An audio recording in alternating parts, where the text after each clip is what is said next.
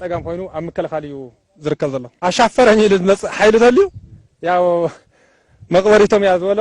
ክቡር መራሒና ደብረጽዮን ትክክለኛ እዩ ሕጂውን ተኾነ እንኳን ዶ ንሕናስ ህፃውንቲ ውን ኮይም ተመለሱ ግደፉ እንዳልና ነብሎም ዘለና ህፃውንቲ ቆልዓ ሰበይቲ ከይተረፈ ማለት እዩ ስለዚ ኣካክ ዘራፊ ልመጽእ ተልዩ ከዓ ያው ንሶምን ብሓጺሩ ይፈልጡና ኮይም ንሕና ውን ንፈልጦም ኢና ንሶምን ይፈልጡና እዮም ሓድሽ ካብ ወጻኢ ዝመጽእ ሰራዊት የለን